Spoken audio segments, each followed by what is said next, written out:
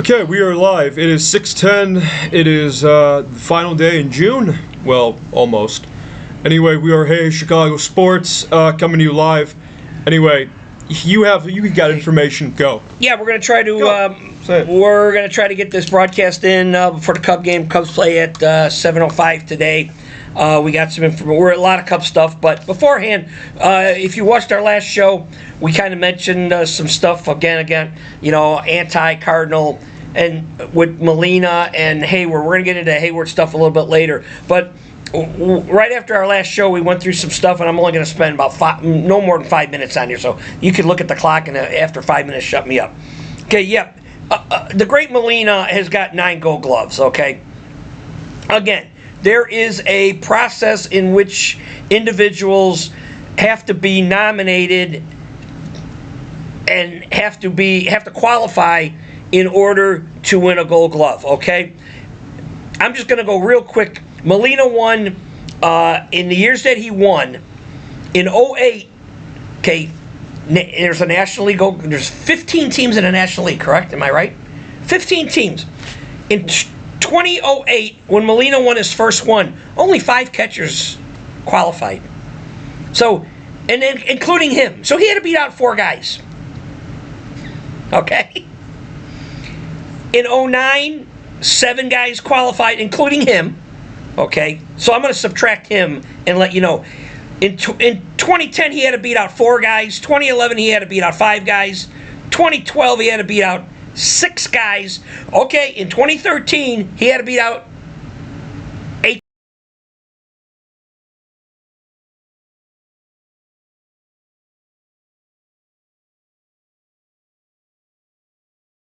Like, do one of these numbers because I'm out of here, Molina. He had to beat 4 guys out. Only 5 guys qualified according to him. Okay? Now we're led to believe how great of a defensive catcher he is. Okay? In the years, he won 9 Gold Gloves. Do you know how many times he had the highest fielding percentage of the catchers in the National League? All the catchers in the National League. You know how many times he led the National League in fielding percentage? Let me look here. Oh, I only got 1 time. And this is going to kill some of you Cardinal fans. You know in 2015 when he won a Gold Glove, he had a .994 fielding percentage. You know who had a .998 fielding percentage? Do I dare say A.J. Pierzynski? Ex-White Sox who was playing for the Atlanta Braves at that time, but AJ didn't win the Gold Glove. Okay? And I'll leave you with one more here. In 2010, when Molina beat out 4 guys, you know who he tied with at fielding percentage in 2010? A guy by the name of Giovanni Soto from the Chicago Cubs. Molina only had the highest fielding percentage of the year. All the years he won his Gold Gloves, his fielding percentage, he was only the highest 1 time. He averaged to beat out 6 players every year, and there's 15 teams in the National League. So let that sink. Is he the greatest catcher of all time? Cardinal fans? You have 1 more minute. Go. No, I'm done. Okay. I gave it 4 minutes. Well, so I'm done with. Well, do you want to talk about the Jason Hayward stuff? No, we're gonna really debunk that later. Well, that deals with some Cub stuff. Well, when do they play St. Louis? This 4th of July weekend. This coming weekend. Wait for that. Yeah. Okay, but anyway. So we don't really have a whole lot. Well, correction. We have things to say. It's just how do we go about saying it? We start out with the Cubbies are 8 games over 500. Thank you. Let's start right there to positive. Very large help there. Okay, yay. 8 games. 8 games above 500. They beat Milwaukee last night. They beat them 2 out of 3. They gained in that series. They gained a game. That's awesome. And they're only 5.5 out of first. And really, the trade deadline is July 31st? We're almost July. We're nearing that, and So we're about a month and... the way how it's looking, however, I'm not fully convinced because they could still piss it down. They could still throw it all away. But however, the way how it's going, they're going to be a playoff team. You said that to begin with. I said that to begin with. I was not expecting to lose Justin Steele or to lose Cade Horton because show it six. We'll get there, but you well, no, I'm already there. So Okay. when I'm already there, I kind of want to talk about it. Okay. The Cubs have lost 6 starting pitchers throughout the course of the year, but they never lost all 6 at one time. And I guess that's where I'm going to kind of chime in and try to convince, and we agreed in a roundabout way. It's not the pitching. No, it's the hitting. They're not hitting. That's killing them. They get on base, but they don't score runs. At no time, the Cubs never lost all 6 starting pitchers. No. Okay. They lost Steele and Horton pretty much at the beginning of the year. And they were gone pretty much immediately. So, since then, now Ben Brown he's recently now on the IL for a while. But he pitched prior. Cabrera pitched prior. Dion pitched prior. And they all have gone on a DL. But they're going to start coming back. So at no time were the Cubs depleted with the starting pitcher to think that, they've lost all 6 starters. Okay. Now they've used 30 pitchers. This is where you're really going to go off. Okay. This is my crux of the podcast today. And everybody's going to go, geez, the Cubs used 30 pitchers. They must have got guys hurt. No. They bring up a guy, then they send him down. They bring him up for 1 day. 1 day. And they go, boy, he sucks. Let's bring him down and let's yo-yo another guy. So if you keep doing that, yes, you're going to go... They had a bullpen game yesterday. The context of a bullpen game, it's the stupidest idea of all time. Who's the guy that's pitched in the middle? It was his first appearance with the Cubs. He went 4.5 innings. And I never even heard of him, and he went 4. But he's one of the 30. So if they've dropped him and brought another guy up tonight, which we don't even know, somebody else, that could be 31 pitchers. And what the Cubs are trying to, again, we love the Cubs. Yeah, I do, but the Cubs are making this charade. They're making an ass of themselves. They're going, they've gone through 31 pitchers. No, because at the beginning of the year you were hanging your hand on guys like Maton and Wicks and who never had much of a career to begin with. No, Thielbar, who they had to re-sign, begged from last year to come back, and he wanted out. Hey, I'm still trying to figure out the guy with the back thing and the beard. I can't remember his name. Then you got Thornton, and then you got Logan Webb. You got guys that you never heard of. Was it Luke Little? No, it wasn't Luke Little.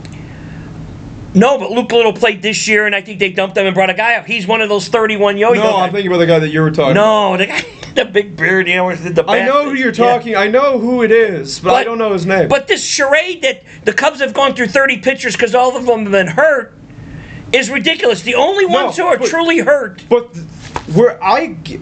yes, the only true pitching who were truly gone and injured and gone were Cade Horton and Justin Steele. That's it. But those two have now been hurt twice. So where are their careers going to go? I don't know. You don't know. He doesn't. Okay, now Ben Brown, they got this thing the other day. Ben Brown, they said he had in 2024, when he got shut down in 2024, he now has the same injury he had in 2024, and they finally found out what it was. He's got some kind of stress fracture in his neck, in a neck area, and now for anywhere from 4 to 6 weeks, the guy can't do nothing. He can do what we're doing right now. We could be equivalent as a Major League Baseball pitcher right now because we could be eating sandwiches. Because Ben Brown cannot do any. We could be eating sandwiches. Right. Yeah. You get that reference? Yeah, the guy from Eastern. Ben Brown is not going to be doing anything athletic. No. Anywhere from 4 to 6 weeks. So he's equivalent to us. But Ben Brown has been a disappointment. No, Ben Brown, oh, he doesn't have a third pitch. Oh, Ben Brown, oh, we have to put him in relief, and he struggled. He struggled at that. He was good so far, but now he has his neck injury. Because if you look at the start, when guys come back, when you look at the starting pitchers, okay, I'm just going to ask you, just say yes or no. Okay. But wait, is it only yes, no? Just yes or no. Okay. Did Taillon pitch last year for the Cubs? Mm-hmm, yeah. In a playoff run? Yes. Okay. Did Boyd pitch in the playoff run? Yes. Okay. Did Colin Ray pitch in the playoff run? Was he around? I think he was. Yes. Yeah. Imana, yes. Yes. Okay. He was the starter of that team. Yes. Okay. The starter off that team. Okay. And the guy, he was plugged in, the guy I don't like with the fake glasses. Javier Assad. Yes.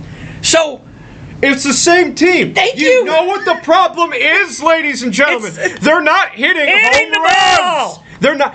Good God, let me talk. They're not hitting home runs. They don't know how to hit. And you could say that's an asinine. Where's the batting averages? You had them. We're gonna go there. No, give it to me now. Okay.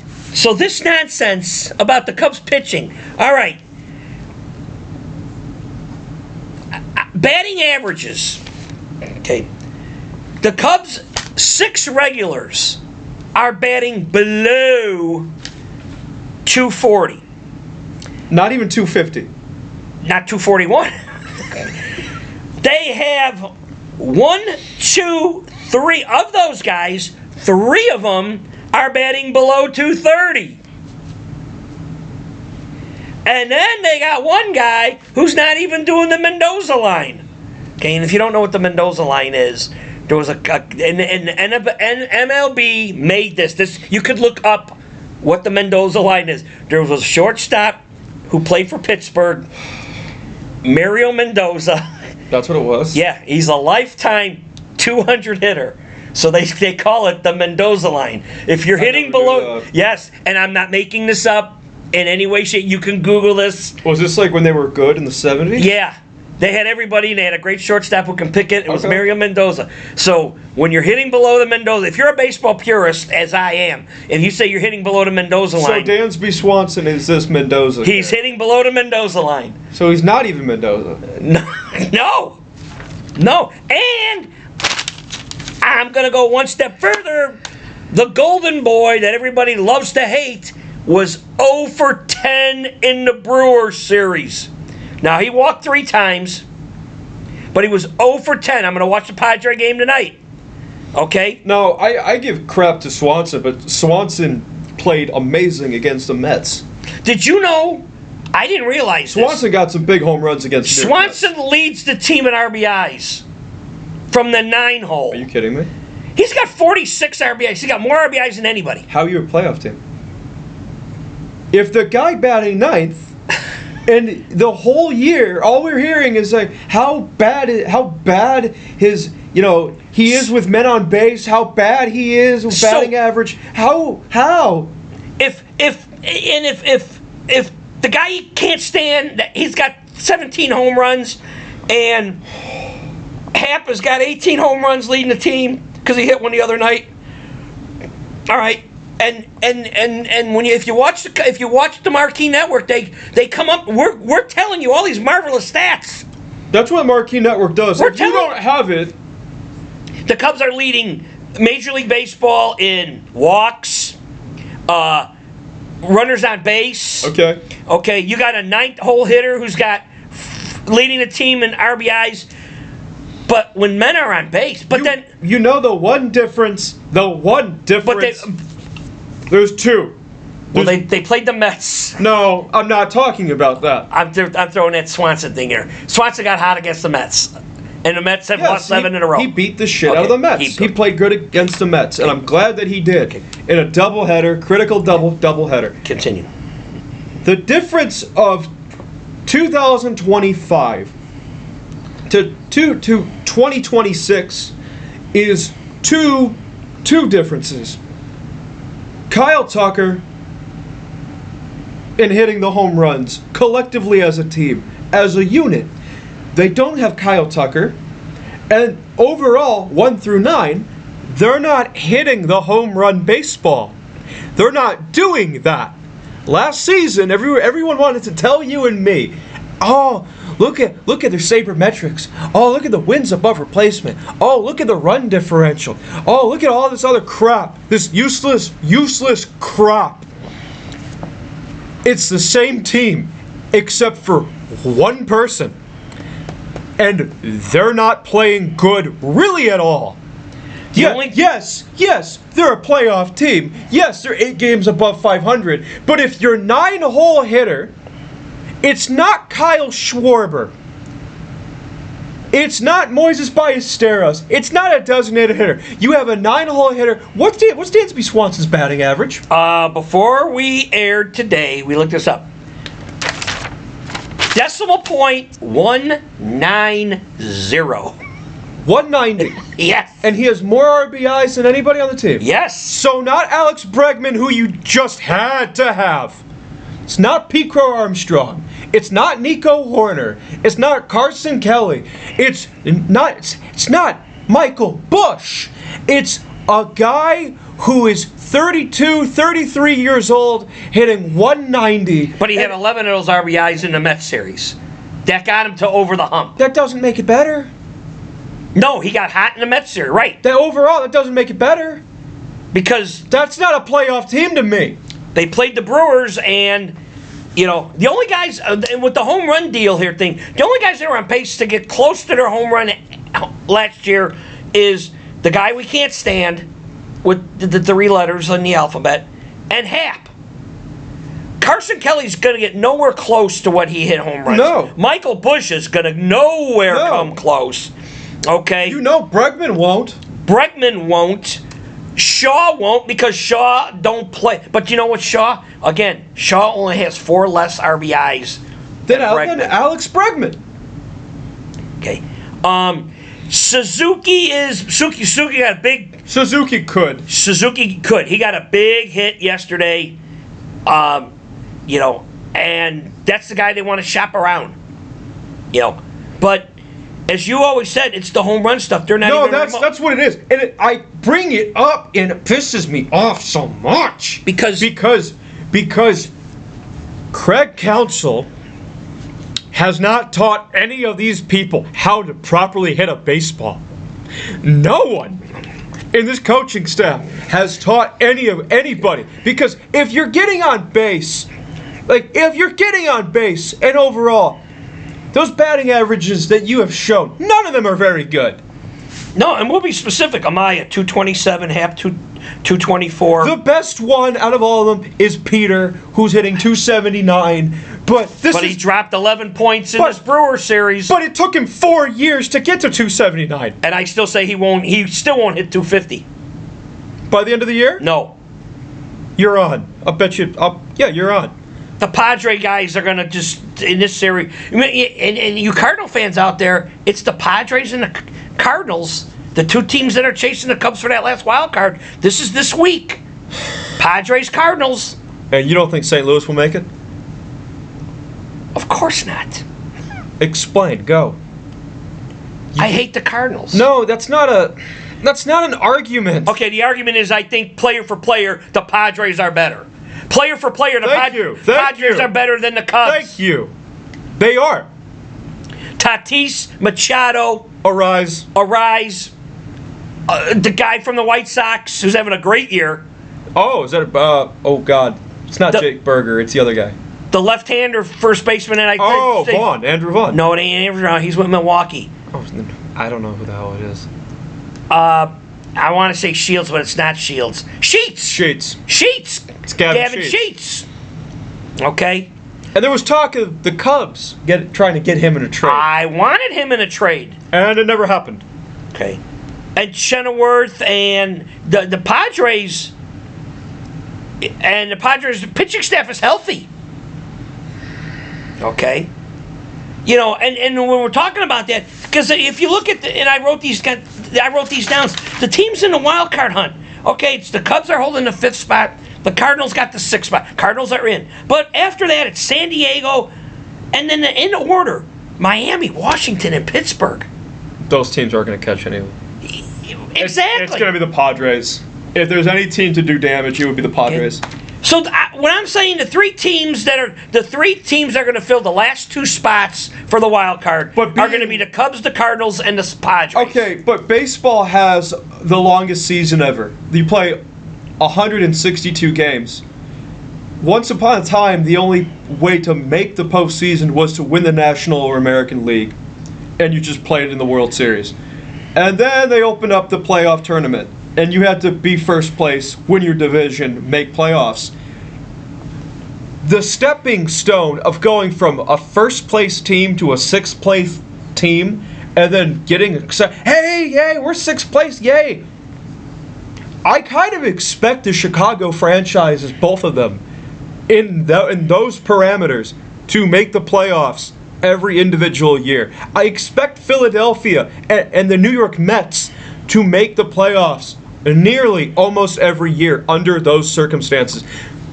The fact that we're getting excited again, where last year the mission was to, did they win 90 games last year?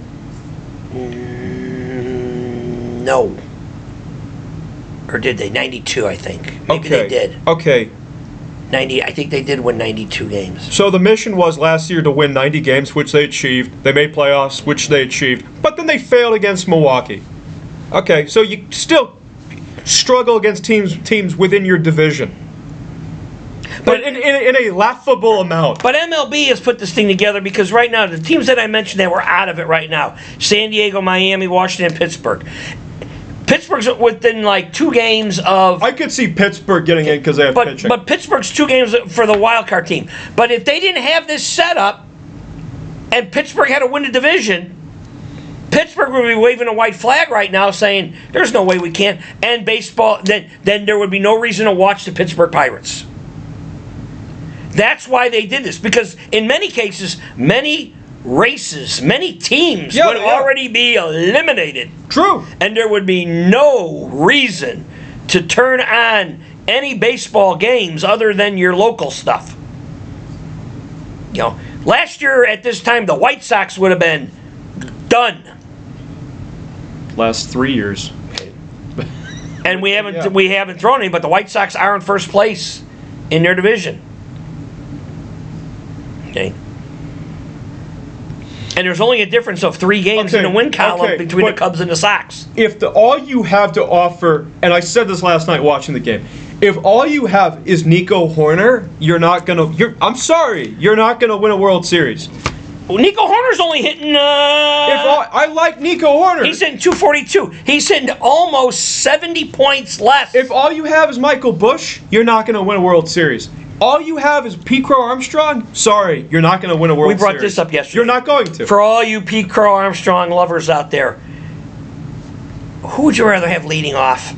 Pete Crow Armstrong or Kyle Schwarber? Kyle Schwarber. Did you know Kyle Schwarber hit his 370th home? His 370th home run, he's got 30 already. If he goes and hits 30 more after the All-Star break... I was in a bar. Let me tell a story. He could have 400 home runs. Let me tell a story. This is a true story. The day when Kyle Schwarber renewed his contract with Philadelphia, when he got a 5-year contract. Yeah. I was in a bar watching baseball, sipping on a adult beverage, and a gentleman right next to me who was sipping wine, who was a Cub fan, this individual said, "We don't need Kyle Schwarber. We don't need a DH." And you just told me he hit 370th? He's 130 away from 500. And you know what 500 gets you? Hall of Fame. Hall of Fame. Damn shame. And the Cubs let him walk. He's a World Series champion, World Series hero for you. And he's like, oh, you know what? Let him go. Let him go. That's the dumbest decision. That's the dumbest Now, decision. people say, he don't hit, but he gets on base. Well, you know what? Pete Crow Armstrong. Here's the thing. don't hit. Get the batting averages again. But he is getting on base. Get the batting. Okay, pick the most pathetic one in your mind to you. Oh, it's Dansby Swanson because he's hitting below the Mendoza line. Okay, he's hitting 193. 190. Even better. Because the other day it was 193. I know. Okay, so he's hitting 190. 190. Okay, but he hits 190, but he's a really good shortstop, and he doesn't hurt you in the field. Okay, he still gets on base. Okay, yay.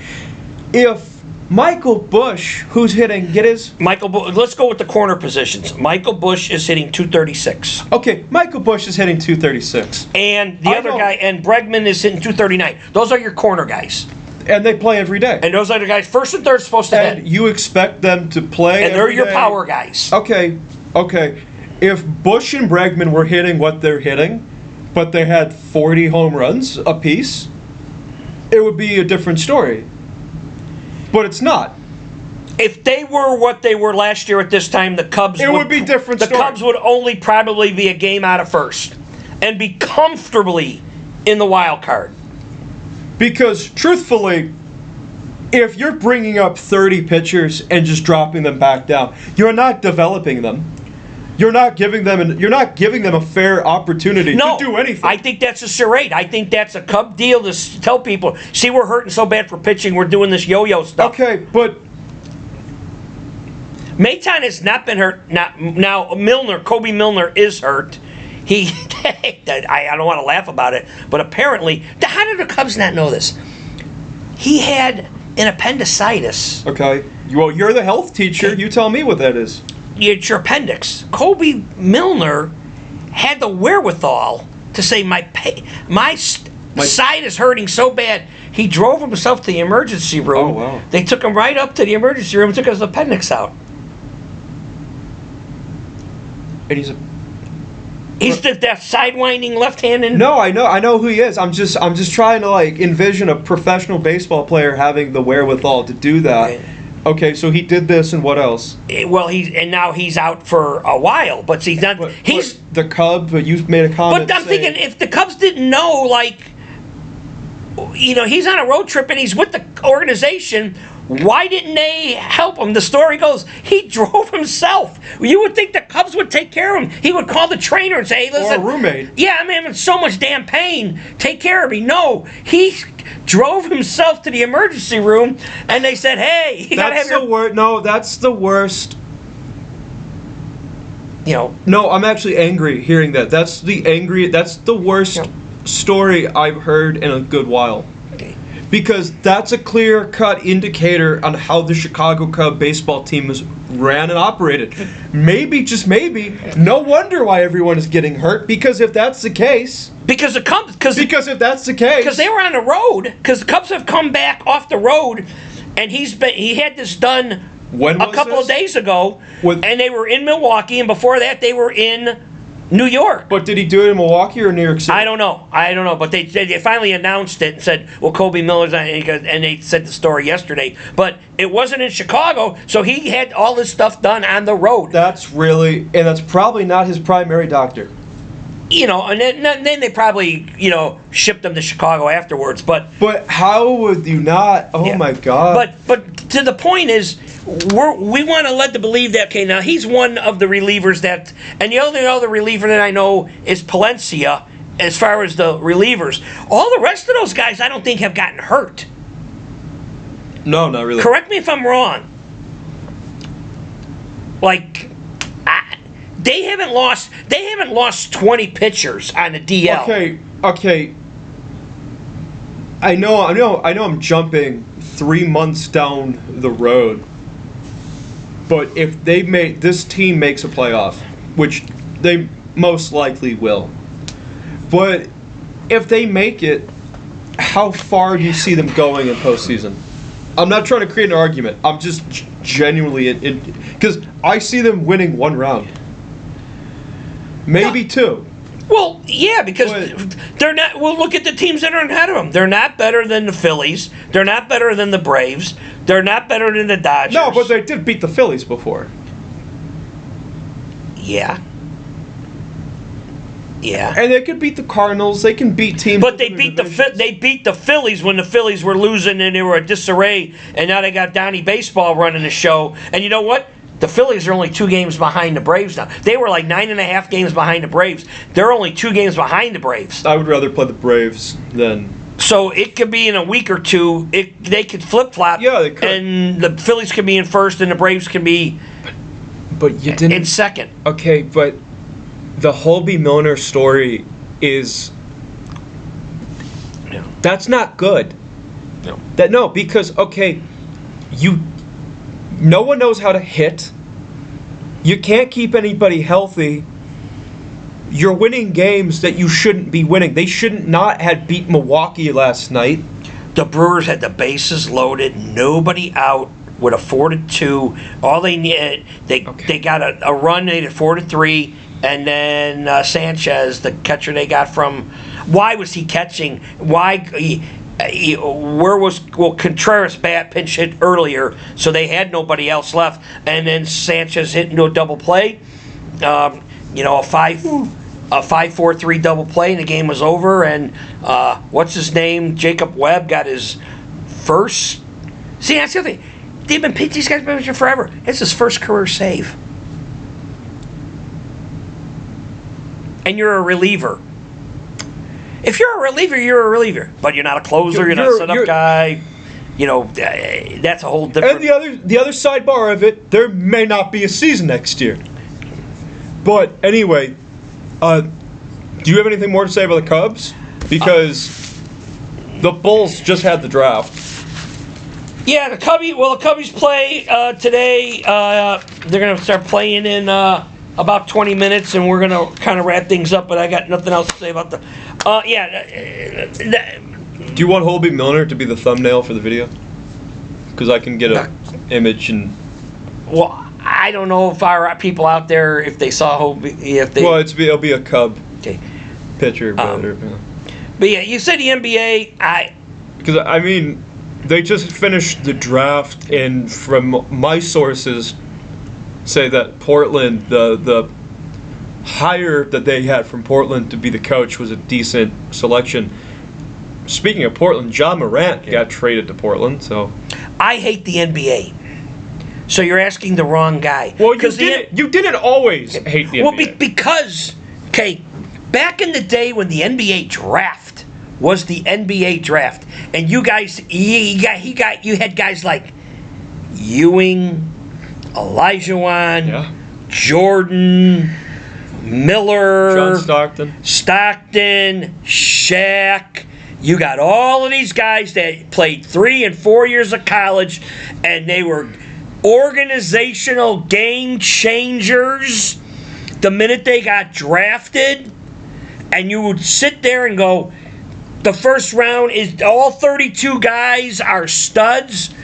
And now, if I were to quiz you right now and say, give me the names of the top 10 NBA players who got drafted a week ago that have been on every damn ESPN show there is, okay? Can you even tell me who the number 1 pick was? I don't know, and I watch ESPN all the time. I can't pronounce the guy's name. He's from BYU. Abancia? I knew who it was. I just didn't know his name. I couldn't tell you who the second guy is. I'm trying to think. The second guy was that Peterson character from Kansas. Okay. But anyway. And then Boozer. Oh, where'd he go? I don't even know where he went. There was a lot of talk of him being a Chicago Bull. The Bulls had the 4th pick, and Williams went. There was... And all this... The guy that's going to save the Utah Jazz in that 5th spot. Kelton Wagner, or whatever the hell his name was from U of I. Wagler. You say potato, and I say potato. Okay. He's the 5th pick. Beyond that, tell me 6 through 10. Tell me, is Keaton Wagler, how he's going to... He shoots threes, but that's what they all do now. He can shoot the 3, but they all do that now. But Pat Ewing, Michael Jordan, Akeem Olajuwon, Ralph Sampson, Tim Duncan, David. Those were game changers. None of the guys I mentioned. The guy that the Bulls drafted, and people are going to start calling him Caleb Williams, and he's not. It's Caleb Wilson, I think. But people are going to be calling him Caleb. People on the air were calling him Caleb. The Bulls drafted Caleb Williams because the names are so similar. That guy's not going to be a game changer. yeah, I hope they just win some games. I hope they'll just win games. And, like, be a real playoff team. And then the guy they took in the second round, the point guard from Purdue, they turned around and traded him. I don't understand that. That one I just thought was so stupid. Name me the Bulls' second pick in the first round. The 15th overall pick. I know he's from Texas. Tell me his name. I don't know. And these are the first two guys in the draft. These are the guys that are going to be added to the nameless Chicago Bulls, other than Giddey. That's the only guy I know. I don't even know his first name. Who's the real big tall guy? Who's on all the advertisements? Don't know his name. He kind of looks like Hayden Christensen. Don't even know his name. The real big tall guy. Right. With the blonde. Yes, blonde guy. yes. He's one of the Baltic guys from. I don't even know his name. So you're going to add these. I want to go to some Bulls games. You're going to add. I do. I really do. You're going to add the two guys that I just mentioned, Caleb Williams. I even call him Caleb Williams. Caleb Wilson, and the other guy from Texas, to add to the nameless individuals that the Bulls have currently with Tiago Splitter. And I'm not making that name. That's the Chicago Bulls head coach. That's an awesome name, actually. Speaking of Caleb Williams, the NFL Chicago Bears kick. Is that all you wanted to say? The draft? Pretty much. That's all the intro. What else is there to say? You don't follow the NBA a whole lot. Do you? I focus only on the Chicago Bulls, and then it boils down to everything else. Because the first pick in the draft, you knew, like, you ain't going to the Knicks in the 80s. The other thing of it is, and only one person I spoke to today, only one individual who I've met, like, recently, his name's Cody. He's a big Bulls fan. Nice guy, super nice guy. Shout out to him because I know he watches us. Hi, hello. But anyway,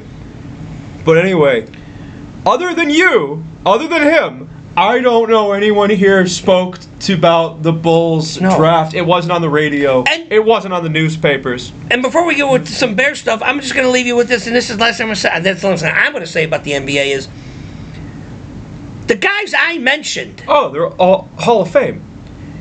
They're all-time great. Hall of Fame. The first 7 guys, or the first 8 guys in this draft, were freshmen. Oh. 1 year removed out of 12th grade. Well. And are you telling me... How many of them really went to school, though? Right, but you're telling me that the guys I mentioned, the Hall of Famers that I mentioned... And if you're a youngster and you're thinking, oh, these guys, Abancia and Patterson and Wagler, okay, I'll take Ewing, Jordan, and we'll play your 5 against my 5. I'll take Ewing, Jordan, Duncan, Shaq.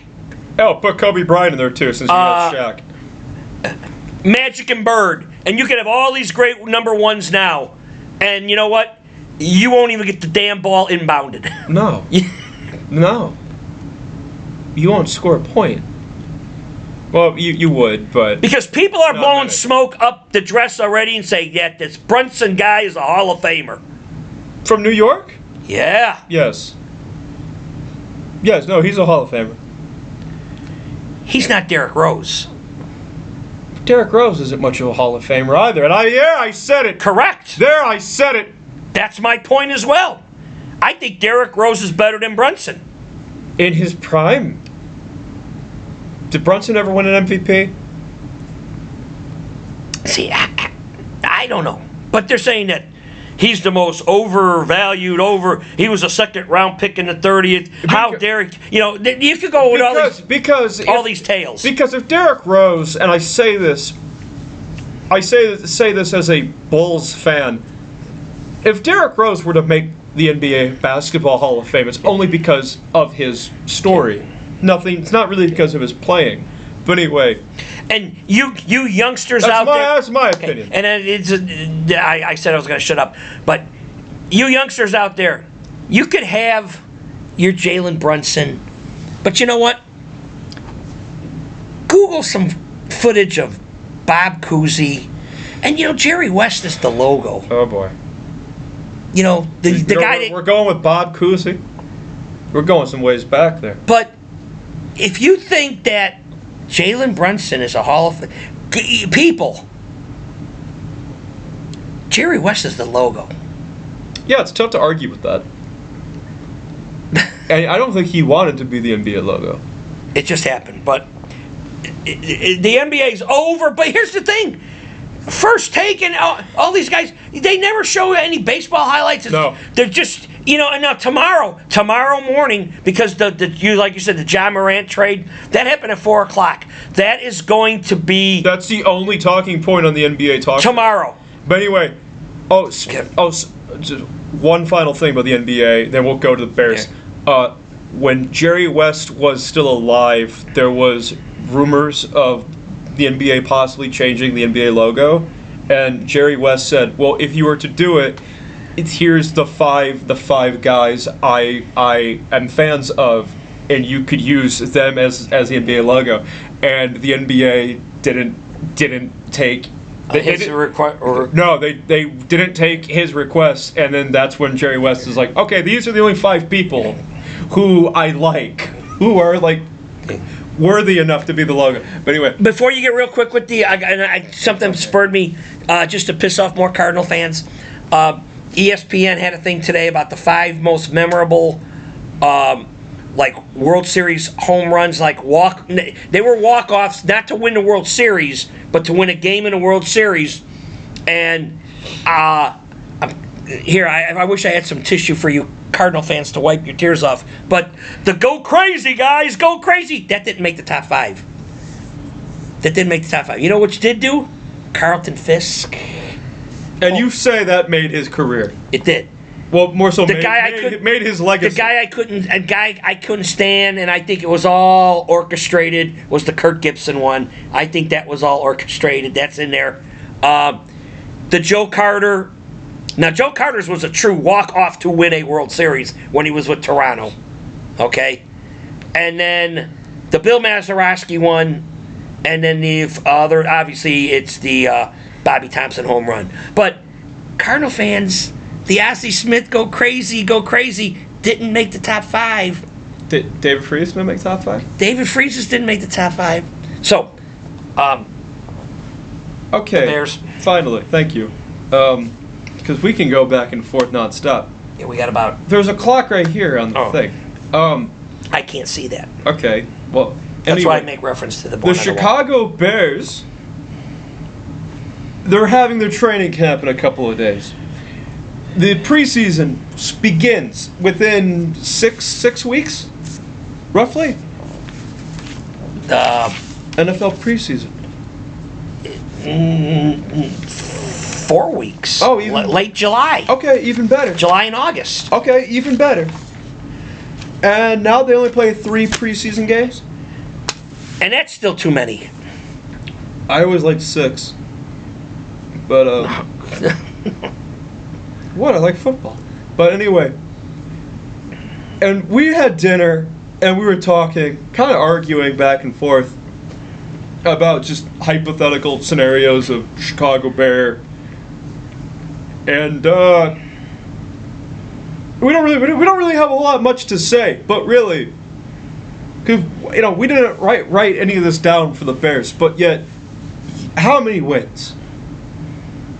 Just to start us off, how many wins? Okay, I said they got 5 locks and maybe one more. I predicted 7. I'm gonna say 6. 6 guaranteed.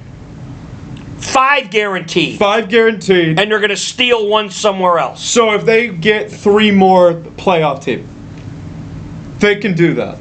You mean? So they get 3 more wins off their own accord. That's a playoff team.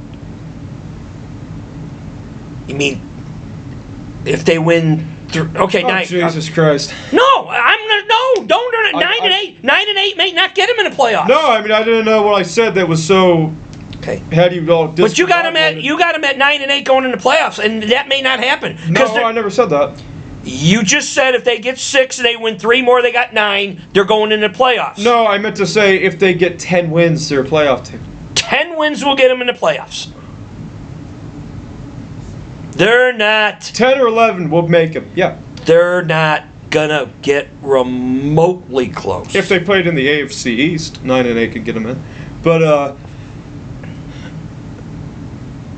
I have full faith in Caleb Williams. I have full faith in Ben Johnson. My concern is who's going to be the number 1 wide receiver, and don't give me Luther Burden. No, it's Roma Doomsday. If he can stay healthy. But see, now you're putting the ifs in. Your first question was, who's their number 1? It's Roma Doomsday. Now, if he goes hurt, then you don't know who the hell you got. No, and if you got to count on the bastard from, and I'm going to say, the bastard from Missouri, the Bears are in trouble. Because Missouri football blows. And right now, he's number 2 on the depth chart. And they have 3 tight ends. So. But again, nah, I'm not. Say it. Or don't. Or maybe wait. No, they got the savior, the number 1 pick. It's him and 10 other jokers. It's like the king in his court. Just put anybody out there in a wide receiver because the savior's going to make anybody better. He's King Arthur. He could just pull out the sword. That's right. That's right. You know. That's right. Okay. And I'm going to use your terms and I'm going to twist things. He's the number 1 pick. He's the number 1 pick. Okay. Okay. Cam Newton was the number 1 pick. Name me his wide receivers. You can't. No, you really can't, actually. You can't. Okay. Peyton Manning was a number 1 pick. Name me his wide receivers that when he won a Super Bowl. Marvin Harrison and Reggie White. Okay. That's better than what the Bears got. But Cam Newton won a Super Bowl. No, he played in it. He lost, but he got to it. Okay. They were 15-1. Because I'm trying to think of who was a number 1 quarterback who won the Super Bowl. John Elway. You know, I mean, you don't like Elway, but Name me his wide receivers. he played in 5 of them and he won 2. Name me the 2 wide receivers that he had when he won. My point is, Elway and Manning, and they made those wide receivers better. I don't know if Who was the wide receivers that played with Drew Brees when he won the Super Bowl? But Drew Brees wasn't a number 1 pick. Well, That's my point. Because you have said a million times, you're the number 1 pick, you got to make people better. You got to win. yeah. Yeah. Okay. And the Bears, and as we said before, the savior came. He didn't come to a team that was 1-16. No. When they traded for the number 1 draft pick the first time, they were 9-8. 9-8. 1 play away from To get when they got the rights of the number 1 pick, the Bears were 9-8, 1 game away from making the playoffs. So what the savior has to work with, his starting point, is much greater than any Chicago Bear quarterback has ever had. Yeah, he went to a pretty darn good team. So, You know, do you think he'll put up 4,000 yards? I'm tired of that. Do you think he'll do the 30 touchdowns? 30 touchdowns? I'm more concerned about 30 touchdowns than I'm 4,000 yards. You just keep you answered your own question because you asked who's the number one wide receiver. You have no faith in their wide receivers. No. So there's your answer. I mean, they're going to run the football a lot. They have to. They better. You don't know now because two of their offensive guys. Oh yeah, I forgot because Dahlman just quit. Oh, he. And no one knows why. He never put out a word. He never did. It was like, see you, bye. You had to get this guy last year and paid him big money. He was the linchpin to the offensive line. You had to get Dahlman as the center. I forgot about that. And he went 1 year and said, screw this. Okay. And now they're banking the poor guy that's got the bullseye on his head is the center they draft from Iowa because he eventually is going to be the starter. And then they're going to say, well, the rookie can't block for the savior. And that poor bastard's going to have a rough time. Well, they're going to have to run a lot because of that. And then the other guys, the Tripoli or the guys on... Ozzie Trapio. You don't know. He's like Justin Steele. He doesn't know. You have no idea when he's coming back. Okay? So now all of a sudden, you went from these 5 guys on the offensive line that protected the savior. He went from 53 sacks to like 27. It was an amazing decrease. It was a great thing. Now it's like we don't know what we're gonna do. You know, the guy to center. We're gonna go. I mean, I plan to go to training camp. And the center is like what Billy Donovan with the Bulls. It's like I just don't want to play anymore. He wasn't hurt. Dahlman wasn't hurt. He just I'm just gonna retire. Is Joe Thuney still on the offensive line? But he's a year older. They all are. He's like 34-ish. He'll be next. He will be next. He'll be next. Okay. And they still believe in that bad speed bump. The guy from Tennessee. They have more holding calls. Is that Nate Davis? Not Nate Davis. Oh. Number 56, 58. Oh no, I know who. Darnell Wright. All right. Could have got Jalen Carter. Yo. Because now, you don't have a wide receiver. You have a sketchy, wide receiving crew. Oh yeah, because DJ Moore's not there either. Correct. So DJ Moore's not there, and you traded him to Buffalo. I'm sorry. What leverage did Buffalo have in the draft? How many? They made only 4 picks in the draft. There weren't many. How many people did they actually select in the draft? It wasn't very many. 6, I think. 6. But they traded back, in the 5th round.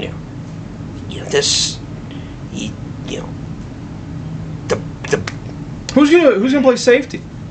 The guy. The kid from Oregon. But he can't take all 4 spots. No. You still got those 2 knucklehead cornerbacks and another safety. Okay. And then they're saying, well, is this kid... I hope he fits in. Is this kid is he going to start? Or does he have to, earn his stripes and get in there? I mean, could he change positions to play receiver? No. But, and on top of it, and I keep saying this, the Bears had such the cupcake schedule of cupcake schedules last year. 4 plays. I know you're going to say the 4 plays. Their schedule is a whole different ballgame. I don't want to hear that. Okay, and you want to know the other thing is?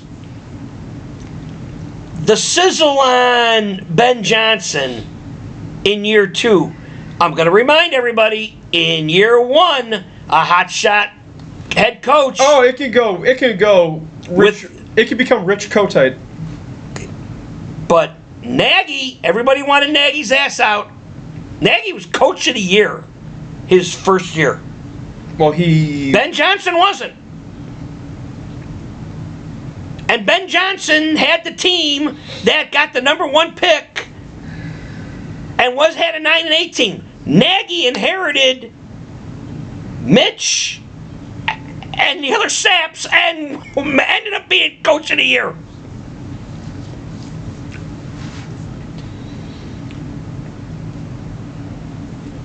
And it's like we said at dinner,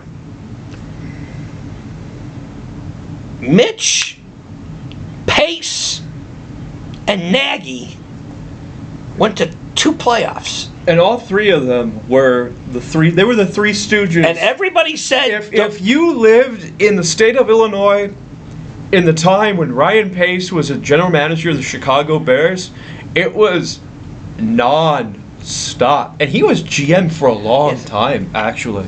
I think 8 years. And what people have not said was, okay, everybody on the planet except me, Mitch blows. Mitch blows. Okay. He threw 6 touchdowns. Okay, if Mitch blows, then Nagy must be a genius. Because Nagy took the team to 2 playoff games. Now, if Nagy blows... Ryan Pace and Trubisky's got to be the smart ones. So somewhere along the line, those 3 jokers took the Bears to 2 playoff possibility games out of 4 years. I want to see if this current regime can do the same thing. You know, I know they play a road trip. They play a game in Miami. You keep leaning that way. There will go the neighborhood. You know. No, I would be like 2 Chicago guys. No, I would be like you. You hated Vegas, so I'm going to give you the opportunity. If we go to Miami, we land and we fly out in the same day. Because I don't want to go to Miami. I see no redeeming quality about Miami. Period. You can go see where your favorite NFL coach was hanging out. You go see What, I'm gonna have a steak at Don Shula's steakhouse? Is it still there? Yeah. Well, there's a Mickey Mantle steakhouse we ate there, and Mantle's dead. So why can't Shula still have a steakhouse? Jesus Christ. And you said it was the best steak you ever had. It was, actually. Go to OKC, Oklahoma City, Mickey Mantle Steakhouse. It's the best steak I've ever... Oh, it was good. it was very good. And it wasn't overly priced. No. I thought I was going to, have to hold up my arms like I was getting robbed. I wore this flannel shirt to Mickey Mantle's. You could just wear a flannel shirt, some jeans, and you go in. And if you tell them it's your first time, and it was, we got free dessert. And some T-shirts. Yeah. Mickey Mouse Steakhouse, yeah. Yeah. So Don Shula's got one, but yeah. But the Cubbies are going to start here in 3 minutes. They're 8 games up. I don't know if... I think they play in Buffalo, too. I think the Bears play in Buffalo as well. I might be wrong with that. We didn't check to see if Milwaukee plays today. No. So the Cubs could gain or lose a half game if Milwaukee's not playing. We'll have to see that. And I think Dylan Cease is pitching for the Padres today against the Cubs. I thought, is he still with them? No, you're right. Dylan Cease I don't is think he was with them. Dylan Cease is with Toronto. You're right. But Gavin Sheets. Over under today. Over under Brendan Sorsby. Well, give me a line on something. Over under what? Over under runs scored. Give me a number. 5. Collective for the Cubs only or for both teams? Let's go both, but Cubs primarily. Oh, under. Under. Collectively, both teams are going to score over 5. Cubs are going to score under 5 runs. 220, 224, $1.90. How can you possibly think that they're going to ever score 5 runs a game? Did you see that the Canadian Football League even denied Brendan Sorsby? Was it Canadian? I thought it was USFL. Oh, the USFL shut him down too? I don't know. I thought that's why. I couldn't remember what you told me. It was a Canadian. It was CFL. CFL. But you know what? He could go back to a JUCO, believe it or not. And it's possible. Think about this, and we'll leave you with this. you only have to be a full-time student during your football season. Okay. Okay? That means 12 hours. Okay? Like what? 6 months? No. 12 credits. All you need is 12 credits. But what categorizes a full season? Like, you got to practice. The fall. Basically from August So to December. So a JUCO college only. No, we're saying in college. Okay. JUCO, collectively, you need 64 credits Okay. to leave a JUCO. I bet Brendan Sorsby at Indiana, Cincinnati, Texas Tech. and Texas Tech. I don't think he has any, but okay. If he has less than 64 cumulative credit hours, even though he's been in major universities for 4 years, Yeah, I don't think he has any. he could go back to a junior college and play. Because he wouldn't have 64 credits. Correct. So, And if I were him and my options were limited, he has a. What? I'd go back to some JUCO. And that team will win the title. Yes. That team will win the division. Yes. That team will win The JUCO national championship, and I would be honing my skills, throwing and getting live reps. I would do that instead of sitting at home and throwing at some high school, throwing to your neighbor and throwing pass patterns, because his options are limited. If the Canadian football's not taking him, no supplemental draft. The USFL, I think, has started already, right? Yeah, but I don't think that league will last. Mark my words. I mean, I think the NFL has some personal investment with it, but In the fall, he might. You know what? Chicago State is starting football. what? Is that the one with the East and the West gymnasium? No, that's East West University. Chicago State, 95th and Cottage Grove. And they're going to be at the same, they're going to be 1AA, like in the same level of Eastern.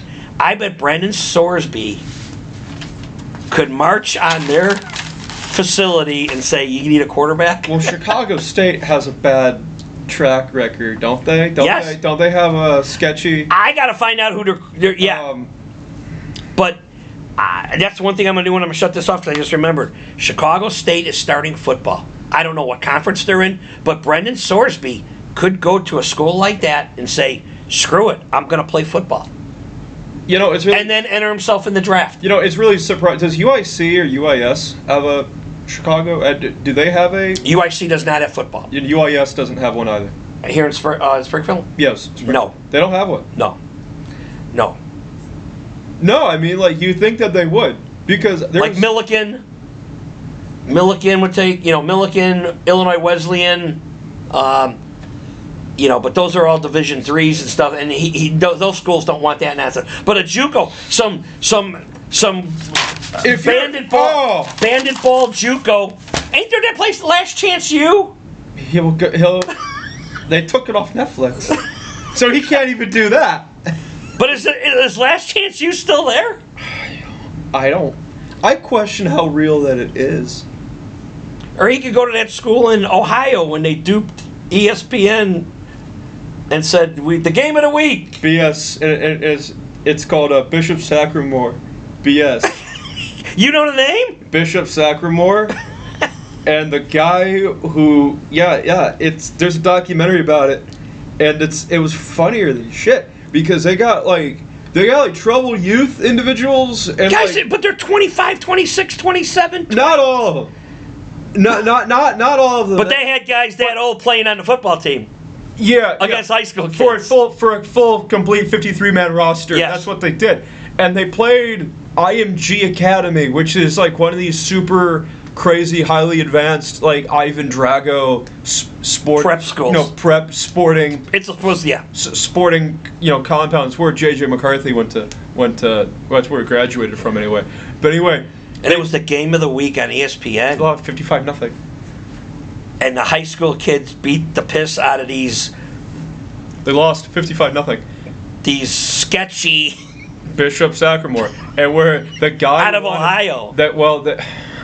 There wasn't even a building, so technically it wasn't. So the reason how they got caught in Ohio first. So then schools would schedule them, and parents would be like, hey, where are you guys from, or like whatever, and then they would just say things. But they would say things that were clearly lies. Well, that was IMG's first game, so they thought they didn't know much about this team. No. So they were like, hey, we're going to play this team out of Ohio that's good. Yeah. So they sold the idea all summer long until they got the whistle blown and out. I kind of feel bad for the IMG people, because they're like, they were expecting something different. Yes.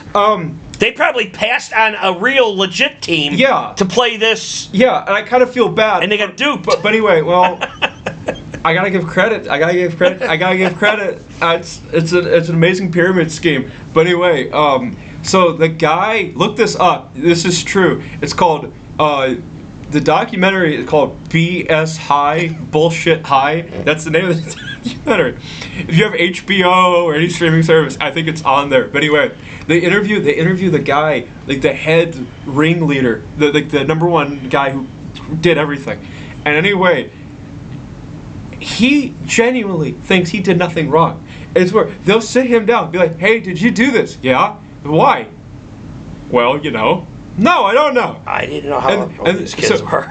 So then he said he wanted to build a school, so he went to some school board. He went to some advisement he needed to go to. But then it was going to take millions and millions of dollars. So he scammed a shit ton of people. So they did not have a brick and mortar building? No. They practiced in the park. They practiced in the park. I'm surprised you remembered the name of the school or the organization. Bishop Sycamore, yeah.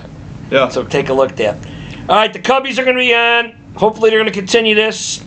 But this week it's Padres and Cardinals. But when they found them, when it got leaked of where, hey, they're not real, teams in Ohio would just schedule them. Yes. Because they needed to win. Yes. And we were talking about our secret show down the road. We're narrowing dates down for our special show, so hopefully you guys can watch it. We got to get a date on that. That's next week. So we're going. What, do you want to do it next week? We're going to do the show next week. Because, you're going to a concert up there. The concert is not till the 17th. Okay. So if you want to do the game, if you want to do the show, I'm not getting dragged. I'm not going to. Okay. So we were going to do. I won't keep you hostage with me. We'll do it. We're going to do the show and then return home, all in the same day. That's okay. All right. So keep an eye on that. Okay. Well, anyway. All right. We're way over our track. Oh, geez. Hour and 8 minutes. Cubs are already on. Well, see ya. Bye, everybody. All right. This is Hey Chicago Sports. Goodbye. Follow us.